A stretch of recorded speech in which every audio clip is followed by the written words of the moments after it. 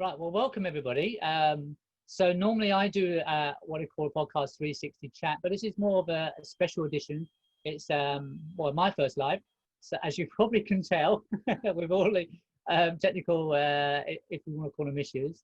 But Zoe and I have met over about a month ago. Zoe, is that about right? Yeah, probably about a month ago, yeah.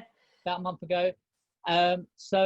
We wanted to collaborate together because Zoe's got a lot of experience. She's also in a profession as well. So it was very useful to collaborate together and share our knowledge.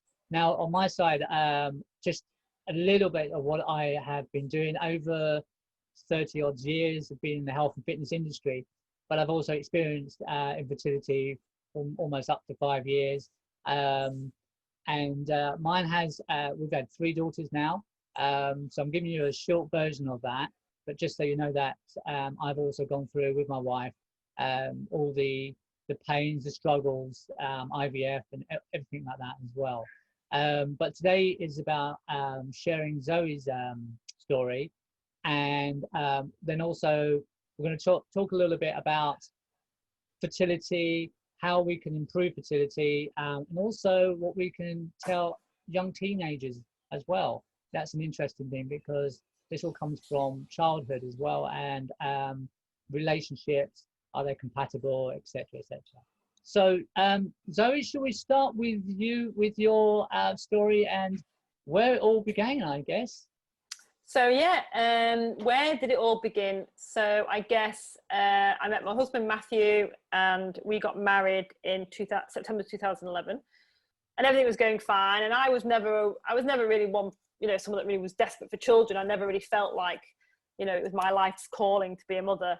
But it was important to Matthew to have children. So, and so I was like, okay, that's fine. So then we started trying. We got married in September. We probably started trying in the May.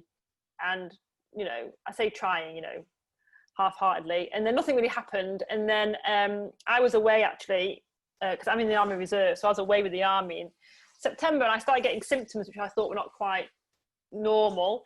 So then I went to the doctor when I came back, and it took them quite a while. But anyway, in the end, I had a scan, and they sent me to gynae, and I was diagnosed with cervical cancer in January 2013, and that's when it all just sort of just snowballed out of control. So so I went on my own to get my results, because I think, did I have an idea of what I was going to get told? Possibly, maybe. So I went on my own anyway, and then I had to ring Matthew up and tell him at work that I'd been diagnosed with cervical cancer. So he then came on his way to the hospital, and so in that time while I was waiting, I was talking to a Macmillan nurse, and we were having a chat about fertility, and she said, look, we don't know at what stage you are, we don't know what your treatment's going to be, but it may be that we can preserve your fertility, but we might not be able to preserve your fertility, but let's just see what's going on. So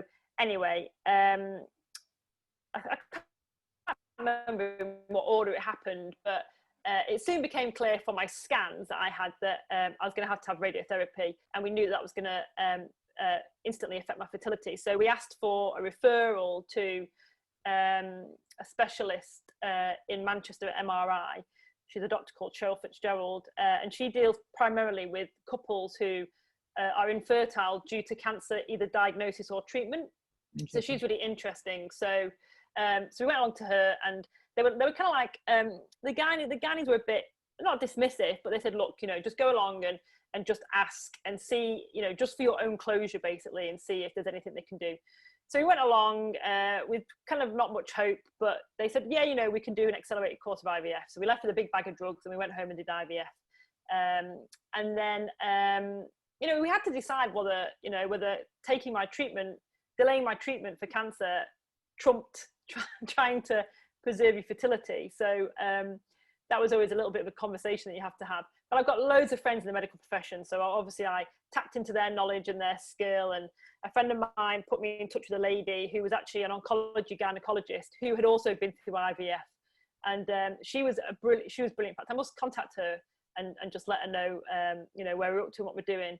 And she was amazing, and she had actually worked at the Christie's in Manchester, And she said, look, because I think Matthew was quite hesitant about whether we should go through IVF and delay my treatment. And this doctor said, you know, if you don't try and then everything's okay, you'll possibly regret that you never tried to preserve your fertility. So I said, look, it's just 2 extra weeks, let's go and do it. So we did it, and we got 4 embryos, but I always knew I wasn't going to be able to carry, so then we were going to always have to go down the surrogacy route. So then I had all my treatment, and I just focused on all of that, and I was very keen to get going on surrogacy because I knew that, you know, surrogacy can take time and it can be quite a long journey. So I didn't want to wait. I was already 35 and I didn't want to wait any longer. So then Matthew was always like, oh, I just want to get your treatment done and then we'll wait a year. But I was like my usual self, completely impatient, didn't understand why that needed to happen. And I just said, no, we're going to go ahead and do it anyway. So we joined Surrogacy UK, which is a brilliant organisation.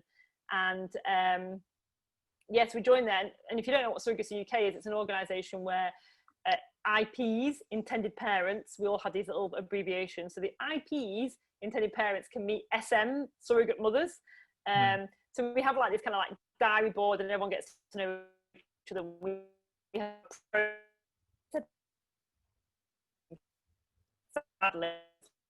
so like speed dating, and then you go along and you have socials. You can meet other surrogates and other intended parents like yourself, and they do like a conference once a year, and it's really, really good for support. So we joined that. Yeah, and then it was just a waiting game to find a surrogate. And there we go. It's interesting that you had a different sort of pathway to what your husband did. I mean, obviously 2 people in relationships that are going to try and make the decision together, and your husband is thinking about you, and you're just you're thinking about another direction yourself. So that's actually quite sweet because he's caring about you and not thinking, well, yes, he wants to have children, but you're number 1 priority. Am I right saying that? Yeah, and I think it's really interesting because I've got medical background, so I was always very, very pragmatic about everything. I was like, look, I'm sick, I need to have treatment, I'll get better, and then we'll sort the kids situation out. Whereas, and I always kind of knew that, and I was very pragmatic, whereas Matthew was very much like, you know, oh, we just need to get you sorted out, let's not take any risks. I am an eternal risk taker, and he is not an eternal risk taker. And I think if we're talking about relationships involved in things like IVF and infertility and surrogacy, this is where, you know, marriage is hard enough, right? But then when you have to then start making decisions that perhaps both of you would not agree on. So like, I never said that I wouldn't have my treatment, but I was very much willing to take a risk because I always said, like, you know, even if I don't make it, at least then you've got potentially something left of me behind that you can, you know, you can have forever. So, but yeah, he was predominantly based on me, but I'm very much of, we're going to be fine. What we don't want to do is get past all this and regret we never did anything. And also, I think from a psychological point of view, it's me that's kind of messed it all up. So then you kind of want to fix it in a way. So I was very much about, we're going to do this because I know that if we don't do something, one of us here has got to be sensible. And I know that if we don't do something, then when it's all over and done with and boxed off and we're all well, we're going to regret that we didn't take that risk. And so I think we worked out quite well in the end. So with that thought and process in mind, and you're both on board with this, did you honestly, in your own head, did you feel at all confident, or did you have some anxiety? Of course you had anxiety, but did you feel that you were more giving your husband the positives to reassure him rather for yourself? In what sense? In my treatment or in the IVF? Actually taking the treatment of the IVF. No, I think, you know, I'm quite stubborn, I'm quite determined, and I think, you know, I was never really overly bothered about having children. Like, it was never, as I said before, I wasn't born with this, you know, calling to be a mother. But when someone tells you you can't do something, or someone takes something away from you, then suddenly you're like, how dare you? Like, that's like, so I'm very much about, I like to push medical boundaries. I like to make sure that we can really see how far we can go. And I think for me, the IVF part was just seeing, like, I just didn't want to have any regrets. I don't like going through life with a regret. And I just thought, you know, I speak to a lot of people. I you know, collect a lot of people, and then I kind of come to my own decision. So for me, the IVF was not really about giving Matthew hope. It was just, I didn't want to, we were trying for children, and so we should have continued to try for children, in my opinion, and it was just going to be a little bit of a different route.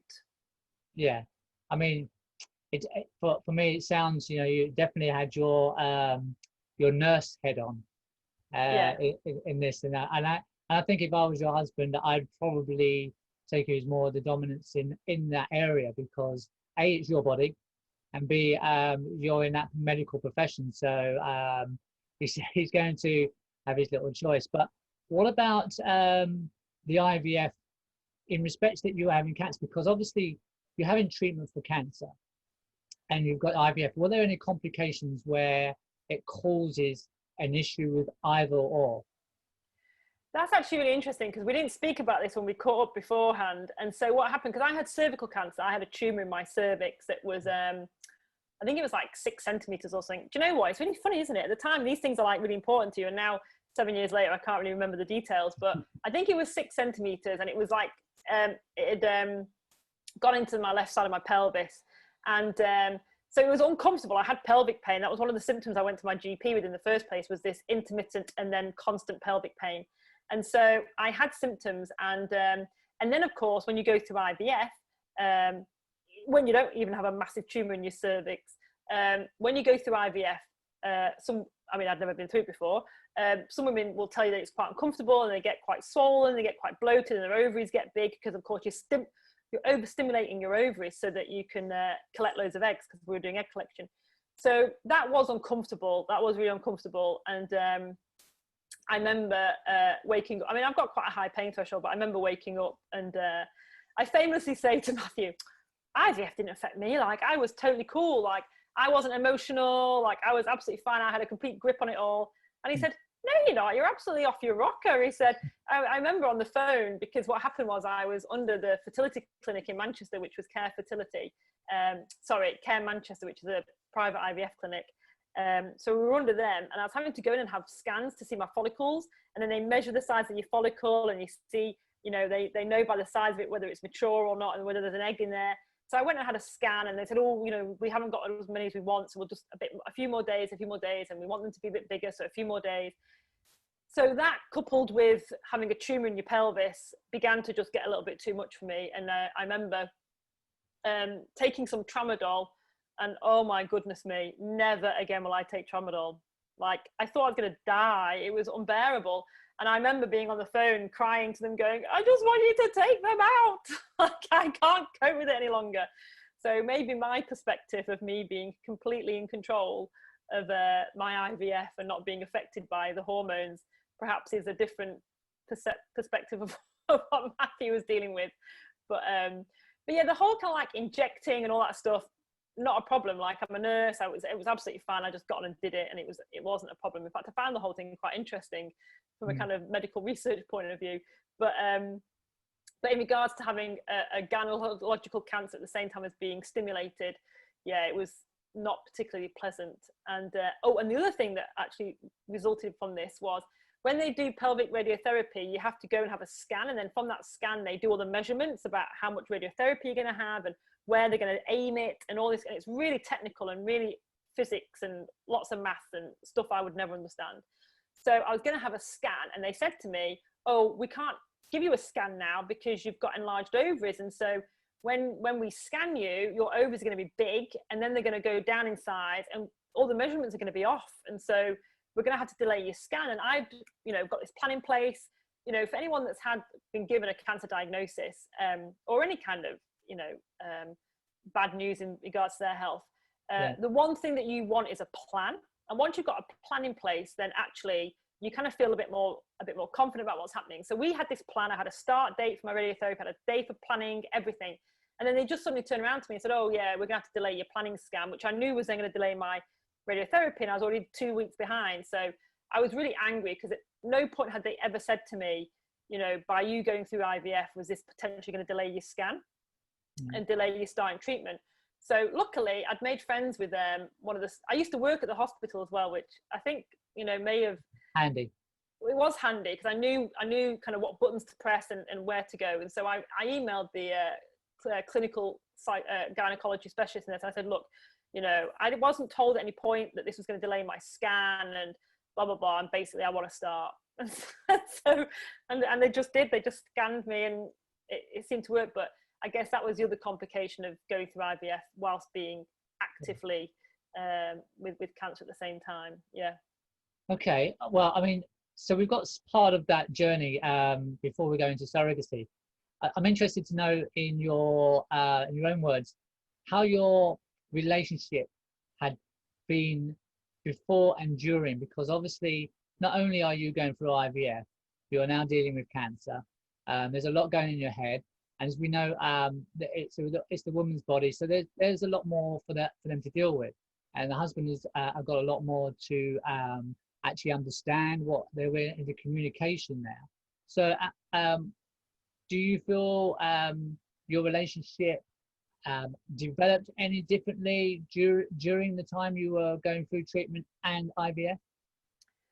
It is difficult because we don't have a parallel universe, do we? So I don't know what would have happened if this had never happened. But right. What I do know is that before all this happened, it was amazing. And we were like living on cloud nine and everything was great. And we were emigrating to Canada and life was going to be amazing. And we were going to have a 2.4 family and then suddenly overnight, because I'm a big dreamer, right? I dream big, I plan big. And then suddenly this dream isn't happening. And I was like, oh, that's a bit annoying. So, but then, yeah, definitely it changes. One, you've got a gynecological cancer, and we know that, you know, procreation and reproduction is all based around gynae. So once you've got a cancer in that area, then it definitely affects your relationship with your partner. And then, you know, the first time I had treatment, I didn't, you know, there was no external physical effects at all. But the second time when I had to have treatment, I had a different chemotherapy and I lost my hair. And I think, you know, that coupled with loss of fertility, and of course, you know, you do feel ill and you're not really as intimate as you would normally be, and sure. and things do definitely have an impact. You know, your partner's a bit scared in case they hurt you or touch you, or, you know, you're sick, or, you know, sick people smell a bit different. Like, I don't know if you like when I used to work in the hospital and you go into the rooms, and I've got some friends on here that are in the medical profession, have worked in hospitals, but there is definitely a sick smell. And so you probably are a bit like, oh, you know. So I guess, and then, you know, you kind of do lose a bit of your personality and your and your identity, I guess. Like I was, you know, I was no longer able to have children. I'd lost all my hair. I wasn't really, I didn't feel particularly feminine. Yeah, it definitely affects your relationship. And it was really interesting because my sister really tuned into this, and you know, I'm probably not that observant, so I probably wouldn't have recognized it on someone else, but we started a burlesque dance class, and it was amazing because it kind of got me to sort of reconnect with my feminine side and feel sexy. And because you really don't, like when you're going through, you know, gynecological cancer treatment and you've lost all your hair and you just feel rubbish. I mean, I didn't feel that bad. I was quite fit and healthy. I was quite lucky, but it definitely has an impact on your relationship, I would say. Also, like, they feel helpless, don't they, your partners? Yeah, I mean, going from my own experience, you do feel helpless. You all you could be there is the support, and you don't have that skill apart from your relationship. And depending on, we'll talk about relationship, but it depending on your relationship, your intimacy, your compatibility, you know, we're not always going to be there, and this is where it's always tested. And it's interesting to hear you now. You know, I mean, you're very positive and character that, you know, is very strong character. You can see that comes through. But it'd be worrying also that if you suppress those things. But I don't feel, you know, looking at that, I'm not, no doctors, I don't know, but I don't feel that's the case. I think you've been quite open into what you do, and you almost, it feels in a kind of a blasé, if I may say so, you know, which is great, because, you know, your mental health is important here, and you've kind of taken it, you know, really simple. And so I think you've kind of made it easier for your husband, and I'm sure, you know, your husband will agree or disagree that he's got a little bit more information from you, and he'll know who you are if you're basically hiding or pretending to be well. Yeah, definitely. And I think there was a little bit of you do shield, definitely. So like as I say, I'm very pragmatic, and I was very pragmatic about my treatment and all of it. But I think I definitely would rather be the patient than the relative, because I think the relatives just feel completely helpless. They don't know what to do. They can't help you in any way whatsoever, and they just have to sit and watch you. Whereas when it's happening to you as a person, you can just you can get on with it. You can feel yourself what's happening in your body, definitely. And you know when things are going to plan and when things aren't going to plan. So you have that extra bit of insider info. But it's interesting because sometimes, when I used to go to appointments, sometimes you'd rather go on your own, because it's easier emotionally to just be on your own and not have to also be thinking about protecting someone else's emotions. And for me, when I got given bad news, it wasn't I could handle the bad news. Obviously it wasn't great and it's not what you want to hear, but the hardest thing for me was telling Matthew and my family and my friends. That was the hardest bit, because I didn't want to worry them or scare them or upset them. So you do shield a lot of stuff. And then there was times where maybe, I wouldn't tell Matthew if I was getting a symptom, just in case it was a recurrence, and then he'd sometimes say to me oh, are you okay? Would you tell me? And so he knew that sometimes I would keep stuff back for him for his own sort of protection and benefit. Because I think, you don't need to know something because I know that he's quite anxious and worried about things. And so in my head, there's no point telling someone about something that might not even be a thing to worry about. So I just think, what's the point in telling them? Just wait till it's a problem and then maybe bring it up. But so I think for that purpose, I did sometimes keep some stuff back. But in regards to the IVF bit, that was both of us together, so we never hid anything from that. More around the treatment side of things, but it was fine. I mean, I have to relate to what you've just said there, because I don't want to generalize with women, but I think women do take on a lot more. They do think about their partner in a sensitive way, and they take on more of the stress, and that is where actually a lot of the problems occur. I know my wife, whatever happens, she would always share, but she wouldn't tell me any of the little things. So we reverse the roles. Even if I got a headache, and it was not a normal headache, it was a worse headache than I normally get, I'd tell her, but she wouldn't tell me that. Why? Because why am I going to stress her? Why is she going to stress me out? She's just going to go through it. So I'm just tired, I'm just going to go to bed tonight early, and not share that information. But that little bit may be of a worry that she's had, a bit of a concern. And then the next morning, if she's fine, she'll just say, I had a headache, it's fine, whatever. And you think, why didn't you tell me? No, well, there's nothing to be concerned about, blah, blah, blah. So it must be a common thing in this respect, and I do hear it a lot. So let's move on to the surrogacy. How did you start with that? I mean, where did you find, you mentioned this website, but where did you get this idea? Being a nurse, I'm guessing, but where did you get the idea and how did you start? Do you know what? I actually can't even remember how I even came. I don't even know, maybe one of the days I was sitting at home watching my 100th episode of Homes Under the Hammer, not going to work. And I was doing a lot of Googling. I was looking at things like, what to eat, what not to eat, and healthy diets, and looking at a lot of sort of research around diets. And do you know what? I actually even can't remember. I was aware of surrogacy already. I think I'd watched a TV program about it years ago and thought, oh, that's interesting. But I actually can't remember.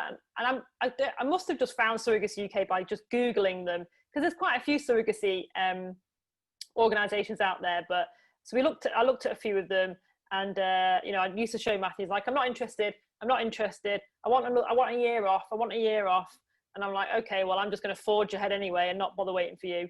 Because if you waited for, Matthew, you'd wait all year. So I think I must have just Googled it and then read about a few organisations, and then just inquired with Surrogacy UK. And then you have to basically become a member. So you fill a form in, and then you pay your membership fee. So surrogates, it's free for surrogates to be in Surrogacy UK, obviously, because we are nothing without the surrogates. But then we pay a fee to sort of cover all the kind of admin costs and all the trustees and all the kind of the amount of, because they do a lot of lobbying of the government and things like that. So it's a really good organisation. So then we sent off our membership form, and then you get, I mean, when we joined, luckily there wasn't a waiting list, but now, you know, surrogacy has just exploded. And, Sure. you know, the numbers have just increased fourfold since we started in 2000. And, well, we must have become, I finished my treatment in 2013, and I think we joined the following, I think as part of our Christmas present from our parents, they paid our membership fee. Woo! Rock and roll Christmas. Lovely. So we joined then, I think, but since then, I mean, we used to go to conferences and it was like, you know, a few people. Now it's just like the room is packed. So so we paid for that, and then we just took it from there. Yeah, I mean, I know when I spoke to you before, because surrogacy something wasn't heard of in the UK at all. I mean, we knew what surrogacy was when my wife and I were going back into the early 90s, but it was an illegal thing in this country. It was only in America. But it's still the case now, as I understand it. What you're saying is that you're not paying as surrogacy mother. It's not a paid service. You're paying the expenses. Yes. To get through those, whatever those. So I know speaking to you before. So just give the audience a little bit of an idea of what those expenses are. So you can't have what we call commercial surrogacy in the UK. That is still illegal, and you can't advertise for surrogates. You can't like put a post out on Facebook and Instagram saying, "Hey, would someone like to be a surrogate for us?" That's classed as commercial surrogacy. No. You are allowed to have someone offer to help you, but you can't ask for it.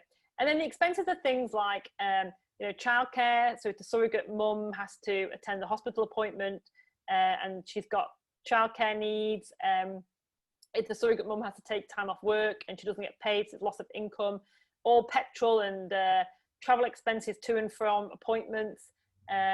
What else? Maternity clothing, don't forget, because that's quite expensive. So, you know, they shouldn't be out of pocket for buying maternity clothing.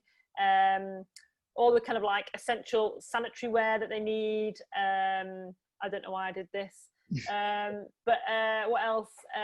Oh yeah, if they need to have help cleaning the house, if they need a cleaner when they start getting further on in their pregnancy, if, you know, some kind of takeaway, sometimes if they can't face cooking because they've had a bad day, all those kind of things that, you know, you shouldn't have to fork out for, because if it wasn't for us, they wouldn't be pregnant, if that makes sense. Yeah. So it's all, you know, it's all above board. You have to, what a lot of people don't know about surrogacy is the legalities behind it. So, you know, if you meet a surrogate mother who's married, for example, when the child is born, so let's reverse a little bit. We had 4 embryos that were biologically both my egg and Matthew's sperm. And our first surrogate was married. So if our transfers had been successful with her and she had given birth to our child, her and her husband's name would have gone on the birth certificate.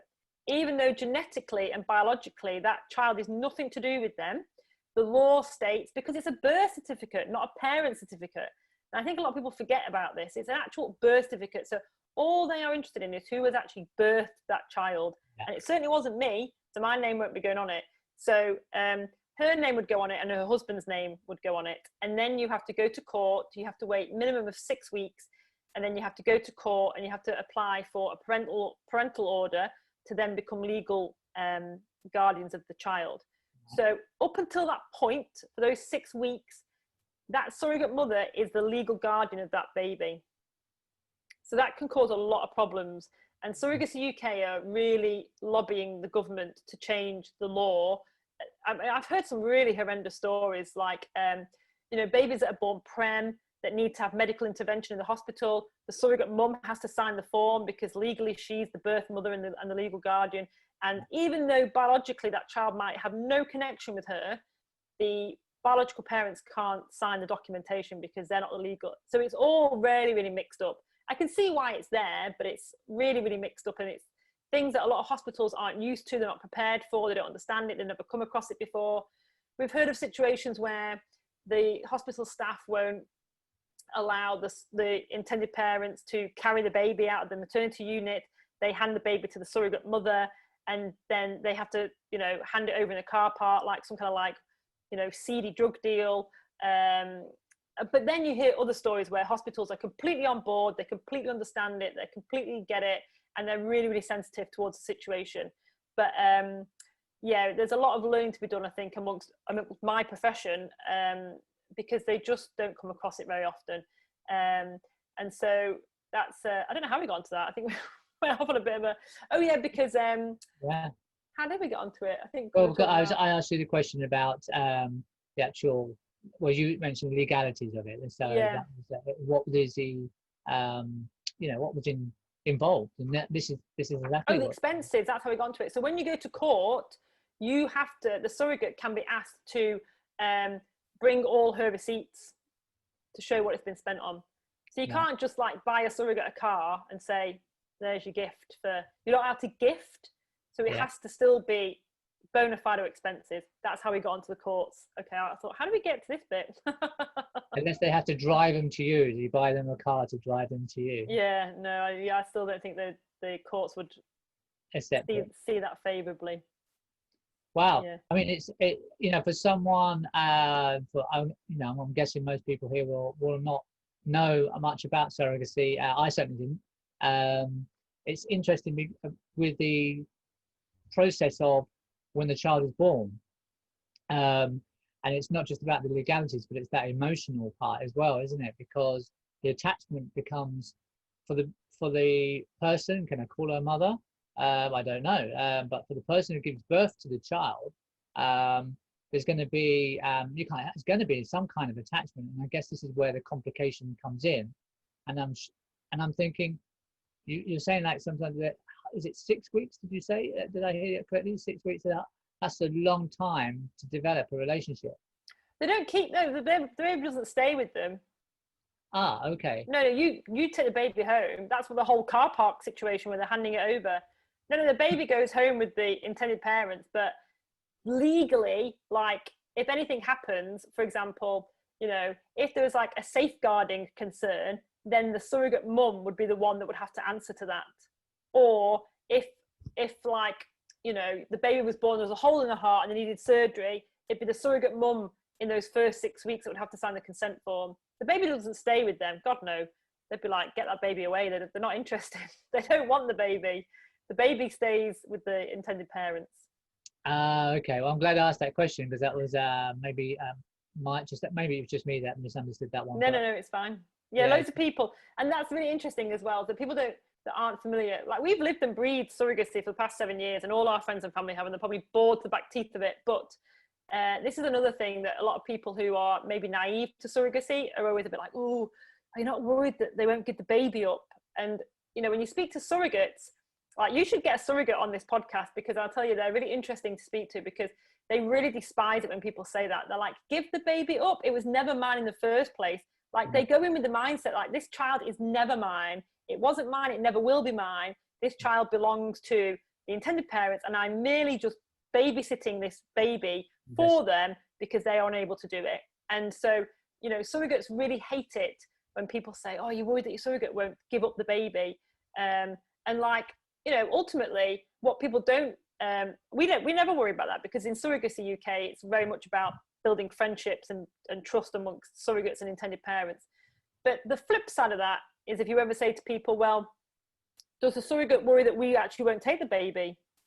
Because ultimately, like, we don't have to take that baby away. We didn't give birth to it. There's no legal, we're not legally attached to that baby in any way whatsoever. So really, it's equally as risky for a surrogate to be pregnant, because we could just turn around and say, actually, yeah, thanks for that, but we don't actually want that baby. We've changed our minds, and there's nothing nothing that surrogate mother can do. So I think, when people say to me, are you worried that the surrogate won't give up the baby?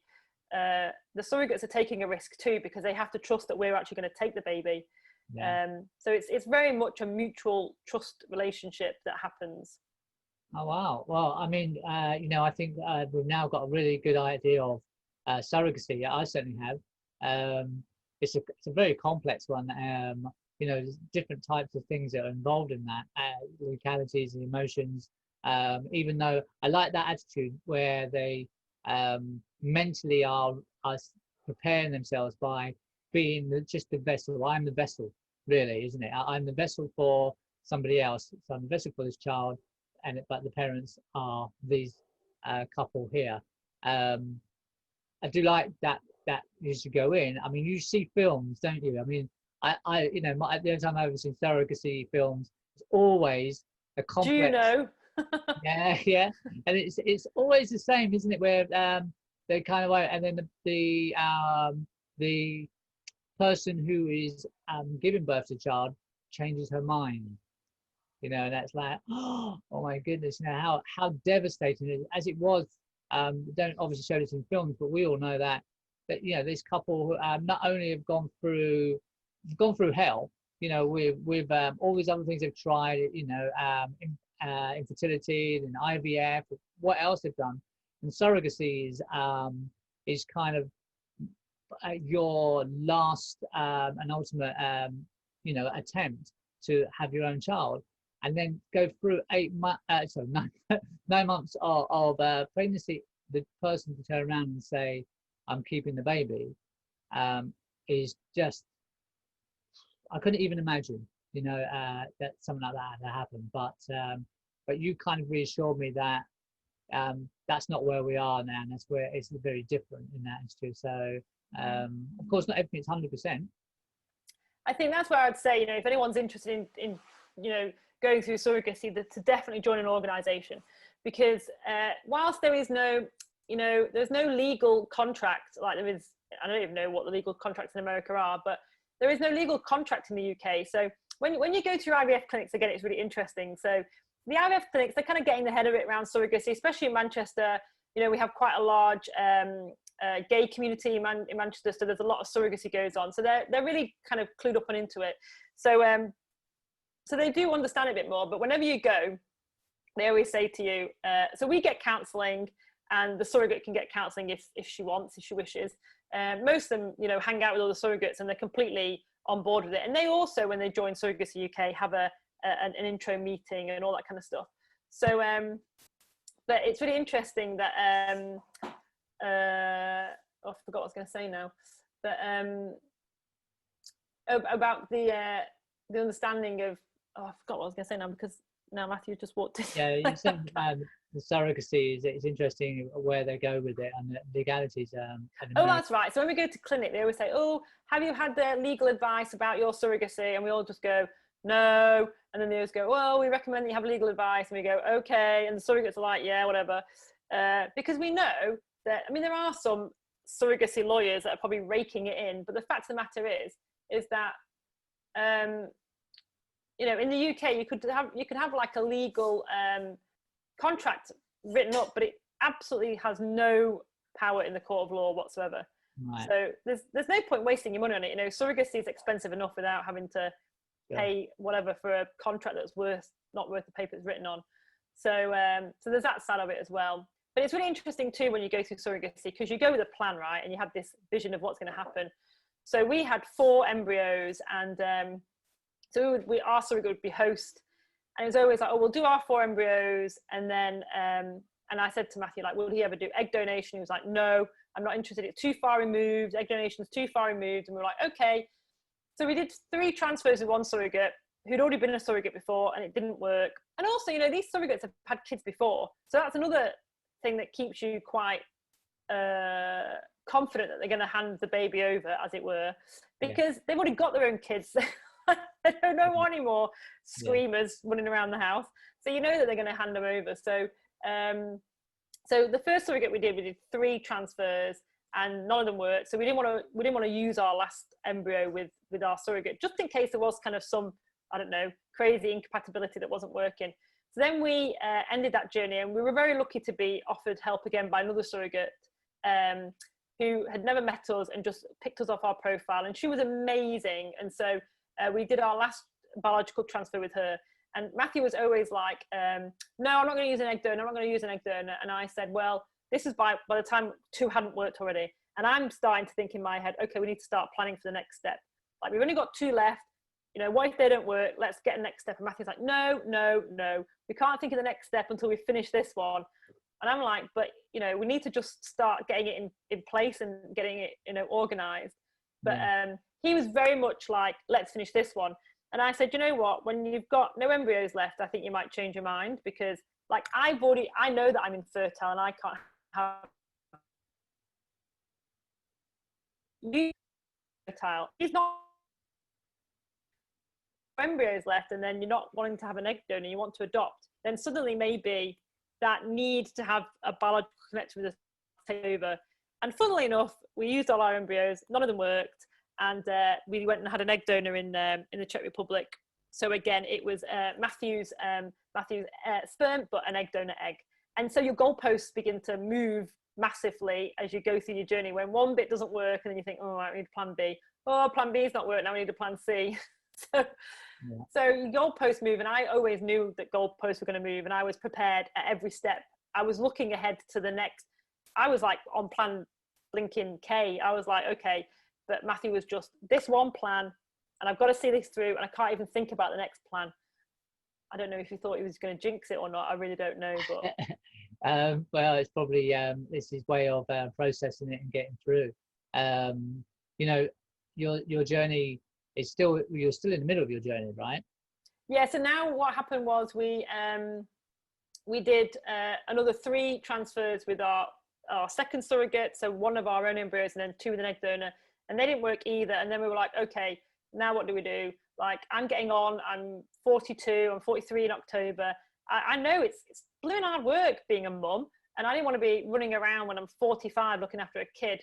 So, and especially because I also, you know, I don't feel incomplete without children. Matthew, you know, really wants to have children, but I don't feel incomplete without children. Maybe, you know, if my parents are no longer here, then I perhaps would have a void in my life, but, and you've got to think about those things, but I don't feel like my life is incomplete. But anyway, we decided that we're at a crossroads. Do we adopt or do we do straight surrogacy? So we had like, again, another massive long, well, I would say a massive long chat. They're never really long chats. They're normally just like, what do you want to do?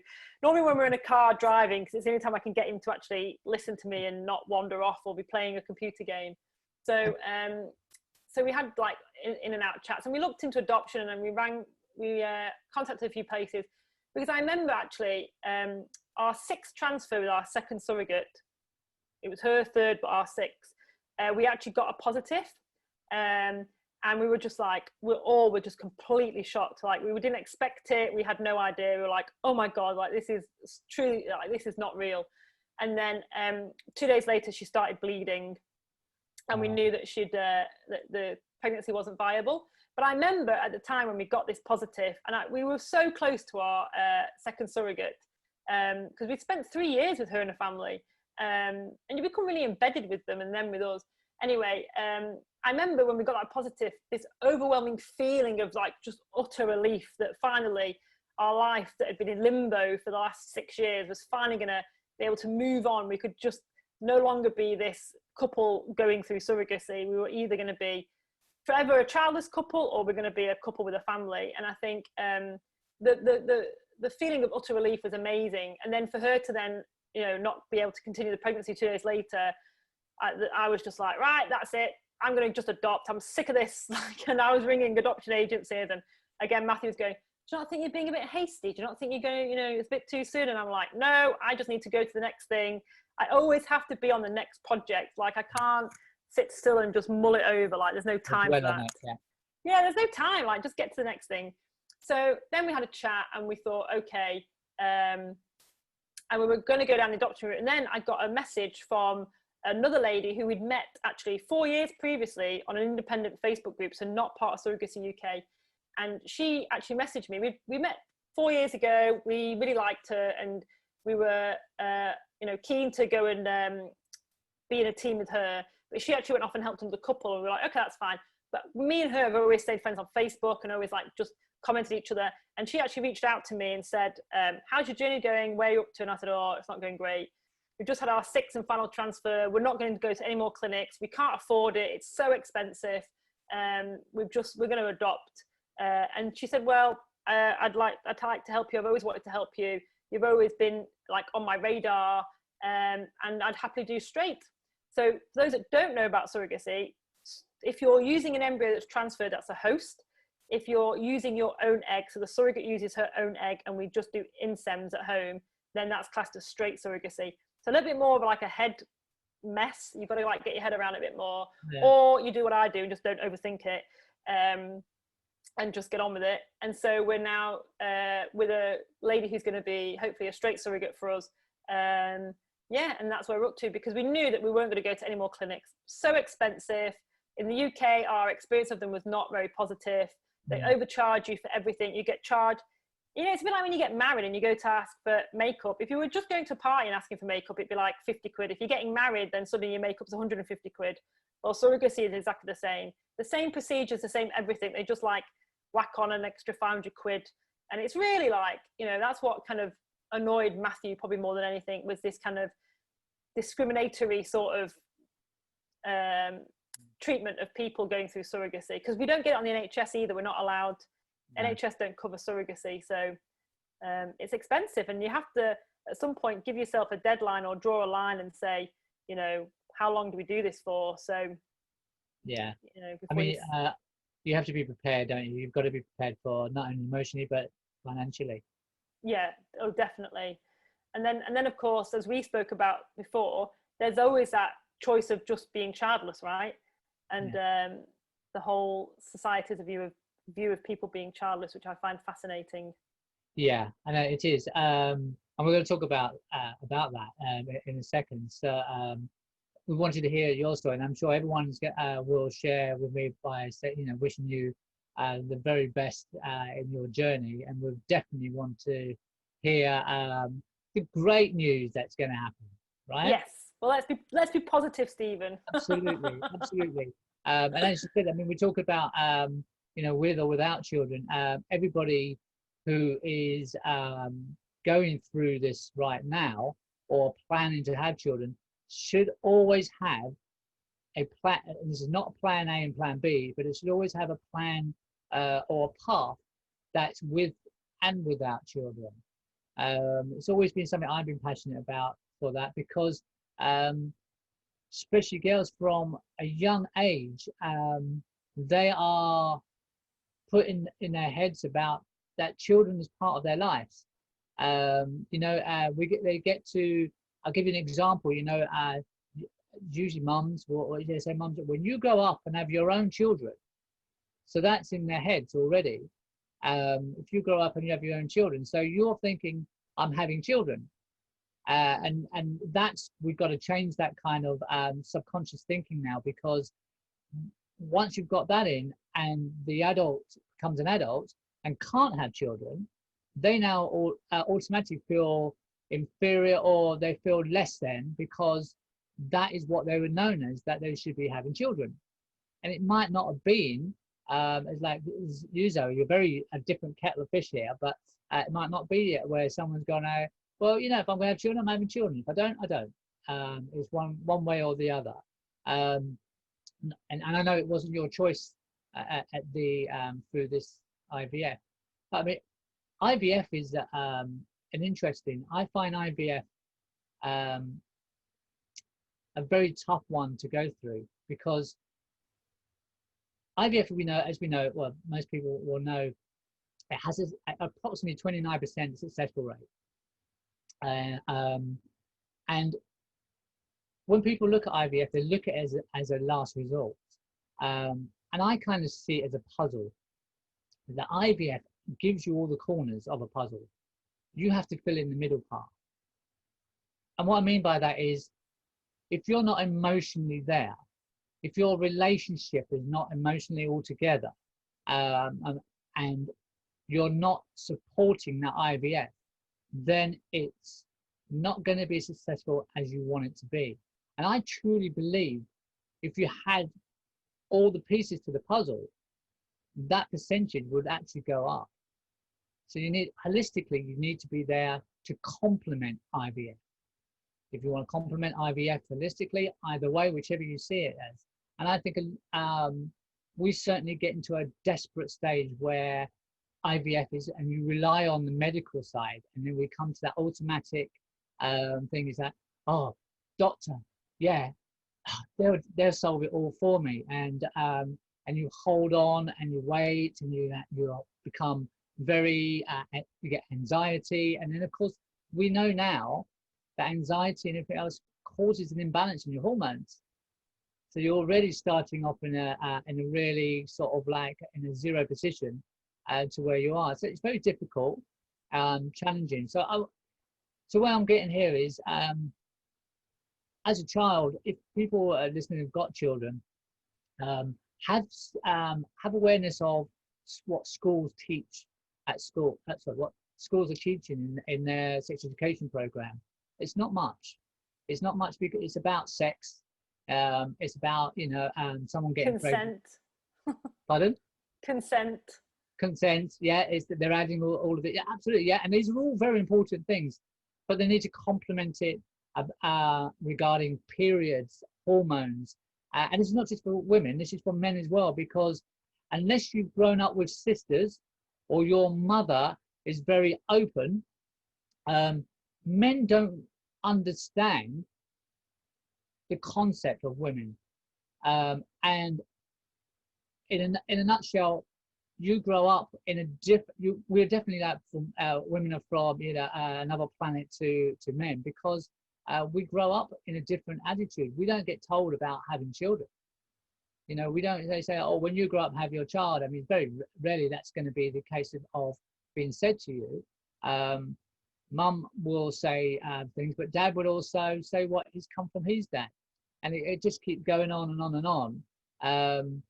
But in relation to the subconscious mind, do you think when you see people come in, and I know you speak to a lot of people who are going through these issues, are they already on the point of that they're in a desperate situation and their relationship is already tithering, it's already beginning to wear? So when I'm in work and I see patients coming in, I mean, you see all different situations, but there is normally complete desperation and anxiety around the whole thing. Like, it's a bit different for me because my infertility, like, I knew why I was infertile, and a lot of people don't know why they're infertile. I think that causes a lot of frustration and annoyance and anger because they don't know why. It's just not happening, and so there's always that hope that, oh, maybe next week it'll happen. Whereas it was very different. I knew I was definitely infertile, and I knew there was no hope that I was ever going to be fertile. So instantly you've kind of got that. Whereas a lot of people, there's a big percentage that just don't know why they are infertile. So there's a lot, when I meet patients at work, they're normally really desperate, really anxious, about absolutely everything. Then, I mean, I was never like overly anxious about anything. So, and again, in Surrogacy UK, there are people that live and breathe surrogacy every single day. It's all consuming in their life to the point where, mentally, it's probably quite unhealthy for them. Whereas Matthew and I were never really like that. We just carried on with our life and we just got on with it. And that's why it took us, 6 years to do 6 transfers. We were just so laid back by the whole thing, but we probably could have done it a bit quicker. But yeah, and we had this chat before, didn't we? I know so many people who went through IVF, couldn't get pregnant, just decided to just finish it all, just not bother anymore, just, made a decision that they weren't going to have kids, and then just naturally got pregnant because that expectation and pressure had been completely lifted from them as a couple, that actually they decided they weren't going to. I've known loads of people that's happened to, like personally, and and in work. They turn up to fertility clinic and oops, we're already pregnant. Sorry, we just wasted your appointment. But it's really interesting. Absolutely. I mean, we do hear these stories. Interestingly, when I've gone to groups and hear things, you get a lot who are actually very negative towards that kind of story. And that's because it hasn't happened to them, because they haven't got to that part of their journey. But they keep hearing this journey about they've stopped. In my own case, we stopped. We went for adoption. We done all the paperwork. We were back for appointment. We went on holiday, and whilst we were on holiday, or during the holiday, my wife fell pregnant. And there it goes. It's just another story, and that's nearly 5 years of trying with IVF, and then suddenly it just happened like that because we said, okay, we're going to adopt. But interestingly, relationships are so important in this. Of course, they're so important, but it's about the how strong your relationship is as well. And now, compatibility you guys have got, and I explain what I mean. Is, there is compatibility, is intimacy, and it's that day-to-day stability. That's important. It's easy to dwell on the negatives. So to improve your relationship, the partner needs to be with you and build on the strengths that you guys have got, and that's what you guys are doing. Whether you're conscious of it or not, but it's what you're doing. You're actually building on your strengths. Your strengths is what you've just shared with us, and your husband has gone with that, going, well, yeah, okay, that's her strength. I'm going to support that. In the way I'm going to keep my own self conscious of that. Well, I want to do this. Well, she wants to do that. Okay, let's go and do that then. But that's because you've got a compatibility there. And that's the foundation of your relationship right there. It's so, and I've not even met your husband, but you can see that's the case. And I'm no psychological, we have someone here, obviously, expert, but do you have the same outlook in life? Do you share the same passion and interests? You No. Interesting. No, so like I'm a massive dreamer. I'm like, yeah, let's go and like live in Canada, or live in, like, now we want to go and live in France and all this kind of stuff. And Matthew's very much like, wants a secure job, wants security, wants a paycheck, doesn't want to rock the boat, like wants to wait for Brexit in case we buy a house, we can't live there. And I'm like, oh, let's not bother, let's just go and let's just get on with it. Like, I'm impatient. In some aspects, I'm really impatient, and yet in other aspects, I'm really patient. And yet in other aspects, he's really impatient. And in other aspects, he's really patient. It's just with different things, which is probably a good thing. But we do share some things, but not all of them.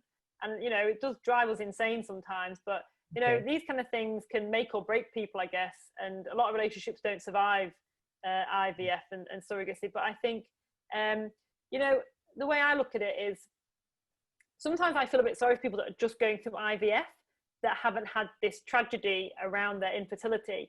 So the way we look at it is we're just really happy that we even have the chance to get pregnant and try to have a family. Like, we're just lucky that I'm actually still alive and here, because it could have been a very different story. So anything on top of that's a bonus. And I think it's just how you perceive and look at things. But, couples that are literally just going through IVF and haven't had this life-threatening tragedy hanging around them, like, it's the whole world's just falling down. But for us, we just thank our lives that we're just lucky to be still together and alive. And I think, if anything else happens, it's a bonus, isn't it? But yeah, for sure. I mean, you have a relationship that it works, and I think it's important for people to understand why it works. And you need to question as well, if you're dealing with anxiety, why you've got anxiety, and there's no blame. I mean, the second core of strength here is, when there's intimacy, and that's that kind of thing that you and your partner are sharing. The emotional part is the intimacy that, where you're openly sharing emotions. And now you said yourself that you don't share too much because you're thinking about him and what he does, but intellectually you probably do. You probably understand each other. And that kind of comes across to me anyway, that you intellectually understand each other, where you both come from. And we're not all going to get, all three, because the other one is physical. It's the part of that intimacy is about touch. It's about obviously sex as well.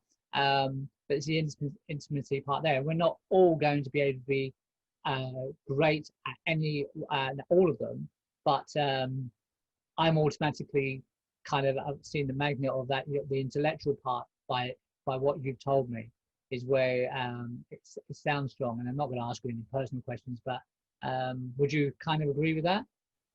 Yeah, I think we're both very, intelligent people who can have a debate, and sometimes that makes it even harder. It's like, we're both quite well read, but I like to poll opinion, and Matthew would rather just go and work it out for himself I guess he does poll opinion, he reads things, whereas I would rather ask people from experiences and opinions. But that's just how we do things differently. But But I guess for me, my interest in you and what you did is that, you know, when you go to surrogacy or you go to IVF clinics, they give you like, you know, I think you get like 4 half-hour appointments with a counsellor, and that's mainly about, you know, the IVF process. It's not about you as a couple, you as a relationship, what would happen if it didn't work. Like, no one ever has those conversations. You're not in a clinic because they don't want you to think for a minute it's not going to work. But you know, there is certainly a need for somebody to help couples even before conception, I would say, to you know, have a process in place that if things don't work, because let's be fair, anybody could turn out to be infertile, having problems with pregnancy. You know, it's only because once you're in it, you kind of think, oh well, here we are, we've arrived. But yeah, you know, really those kind of conversations should be happening, and there should be definitely conversations about, you know, I meet people all the time now who have got partners, and then suddenly the partners just said, oh, actually I don't want children, and like they've invested 7 years of relationship with them, and they're like, oh well, now what do we do? So it's definitely something that is not openly discussed enough. And there's definitely not enough done about supporting couples who perhaps will end up to not have children against their wishes.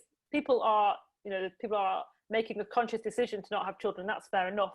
But for those where it's against their wishes, there's definitely need to have some kind of emotional and support around that, I would say. Yeah, I would love to, you know, doctors would be open, clinics, and that would be open to having coaches like us being there available for them. I mean, it'd be great if we could be, you know, available financially. They're not having to look at that as well. That's supported by the institute, the government, because you know, working on relationship itself, as you said, the core strength is the stability.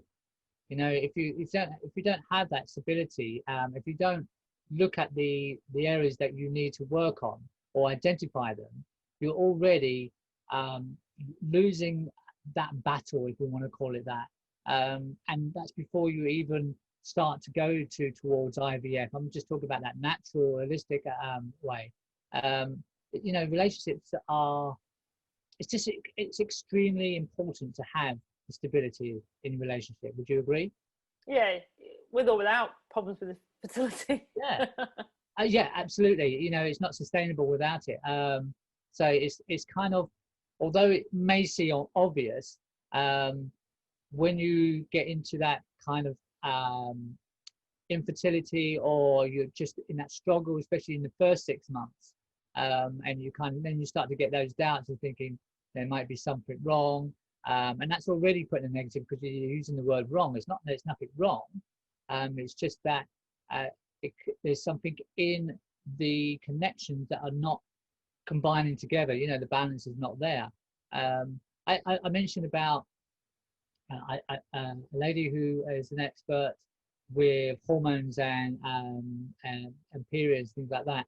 And I was asking her a question about teenagers when they first start with the periods. Are they, you know, regular at that time because they're more stable on that?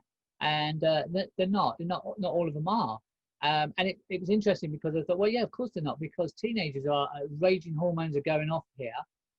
They have tantrums and, you know, ups and downs going off. So their periods are not like anybody's periods, are not going to be regular. They're going to be painful sometimes. They're going to have different heaviness, you know, all of these kind of things that happen to them. And they don't just happen because that's part of periods. It's happened because there's a connection with their body and their emotional feelings, and the hormones balanced together. Now, I wouldn't get into the medical side of it. I wouldn't be able to pronounce some of the words, to be honest, anyway. So, but to me, it feels like I kind of use the word, I use the matrix sort of an analogy here. You know, there's in the matrix analogy where I use this, there is a code being shown, but people can't see the code. They just see the physicality, but they can't see the code of what's happening, you know. And if they record it every day, and then people will do journals, will start to recognize this. They record every day and they go, oh, that's interesting. That's very familiar. I had a bad period that day, or I had no period at all. You know, or it was late 2 weeks. But there was a situation occurred here, or I was very stressful here, or whatever the reasons, or I was on a diet, or there are hundreds of things that could be the case. But yeah, going back to your clinic, it would be very helpful because doctors are not, I mean, there's a very rarely like nurses like yourself there, but doctors are certainly not there to look at the holistic side, if you like, if you want to call it that. They're there for the medical. They're there to to do what they do on the medical side of things, and I want to personally be complementing that medical side. Usually IVF is about, well, I've seen fertility coaches, and it's about after they've tried IVF, and then they talk about doing it naturally and talk about mental health, which is the right thing. But actually, you could do this before or even during IVF. And as I said, that puzzle analogy is, for me, is what comes to my mind. Yeah, it's a crazy old world. Well, I think we've talked. I know, for ages. For ages. Poor people. I'm going to ask in a moment if anyone's got any questions. And if they can't think of any questions, that's fine, because it can send us later. For you, Zoe, if people want to speak to you more about surrogacy, can they contact you? Yeah, so I can be found on Facebook. I'm just Zoe Starmer Hudson, very imaginative. And on Instagram, I think I'm also Zoe Starmer Hudson, very imaginative. So if anyone watching this who doesn't already know me and wants to, speak to me, reach out to me, whatever, via Instagram or Facebook, then they can. I'm very open. As you say, blasé. I am very blasé about the whole thing. I'm very open about anything. This is definitely a subject that should be spoken about more. There's a lot of stigma and shame attached around, infertility. I know, just quickly, when Matthew and I started, the amount of people that I'd known for years who came out and told me that they'd gone through IVF was unbelievable. And I was like, why don't you say something? Like, it's not embarrassing. It's not embarrassment. It's just, so yeah, if people want to speak to me, then they can find me on Instagram or Facebook. Brilliant. Great. Okay. And you? And then, yeah, How for can me, people find you? say it again. How can people find you? Okay, so you can find me on. You can email me, which is stephenbritton@gmail.com. I'm the same. I'm on Facebook, same name, and also I have a Facebook page. It's called a Fertility Wellness Coach. I will be doing an intimate group, maximum 5 people, which I'm going to call my circle. It's going to call it either fertility or infertility circle, where we're going to develop about these things that we talked about. So it doesn't matter where they are in their journey at this point. They may not even be starting, they may be thinking about it, but it's getting that prepared. There may be some people who already have gone through a lot of stress. Some of may have had miscarriages, all of those kind of things. And we're going to keep it a small group. It's not going to be a large group. If we can get more people that want to attach, then I'll do another group. But 5 is going to be the maximum for me, because it keeps it the 5. They can talk to each other as well, and I think that's important. But more importantly, we need to, as a male fertility coach, is understand what the partner, if the partner is male, what he's actually needs to know, and what the emotions that need to be carried over from the woman as well, because some of the communications are not there. The communication did not see in that communication, and quite understandably, I didn't. I was there as a supporting husband, but it's not that I'm putting myself down. But when I think about it now, with all the knowledge and stuff like that, I think, oh wow, I could have done this, I could have done that. But I was just very much supporting her and thinking about her, and not emotionally being involved myself, because it was me thinking about my wife, as your husband did about you. And that's usually common the case. So we'll talk about that in relationships. There'll be diet as well. they'll be involved. It's not about talking about going on a diet, but the environment around us. So I want to kind of make people aware about the environment has a natural effect on people's fertility. That includes work, not just emotional or subconsciously stuff, but things that are around your cleaning products.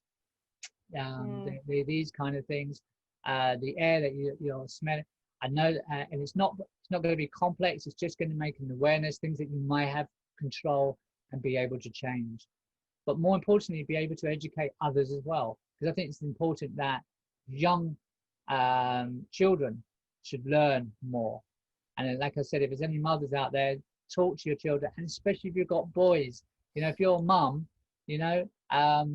let them know about your periods. Let them know the pain or the trouble that you're going through. If you're going through trouble, even if you're not going through trouble, but make it a comfortable thing so it becomes nature to them as well, so they become open to it. Otherwise, you've got a husband there that or partner, whoever, that needs to be completely trained. That's hard work as well. No wife wants to be training the husband. No, exactly. No husband wants to be there. Go, oh God, and this is the case, isn't it? Where go, she's off, and you get that. It's a very old-fashioned thing, but she's always giving me the earache and that. But it's and I think many women agree with me. If anyone's got a partner that has lived with sisters, they will most probably be very different to those who haven't had sisters. And I'm being very careful what I'm saying here, because I don't put men down at all, because this is not the case. But it's just that they have the advantage. That's a good word to use. They have the advantage because they've seen what the sisters are doing, and they're seeing it subconsciously. They're not thinking, oh yeah, right, and they're making a record of it. They just know. And where men maybe in the past, still probably now, we see unicorns. We used to know women as unicorns. Those they've grown up with sisters. They've seen, and their mums, they've seen them in all different states, in pain, in ways, that we can not explain to those who haven't. And I think that's important for education purpose to understand as well. Blabbering on a little bit there. No, it's fine. And it's Britton, Britton, not Britain. Britton. Yeah. Britton. Ian Britton. No one's going to know who he is, are they? No, I don't know who he is. All right, then. So I think we've probably chatted enough. Yeah. And we need to let people have the rest of their evening, even though it is sweltering hot. It is. Thank you. Thank you. Yeah, thank you, Samantha. Yeah. And I'll catch up with Sam. Yeah. Oh, is it Sam? Sorry. Yeah, no, it's fine. It is Samantha, but I just call her Sam. Okay. Well, thank you very much. Yes, thank you. It's been a pleasure. And you. I'll speak to you soon, and thank you for those who are listening. Yes, thank you. And if anyone wants to know anything more, I'm more than happy to have a chat. Beautiful. See you later. Bye-bye. Ciao.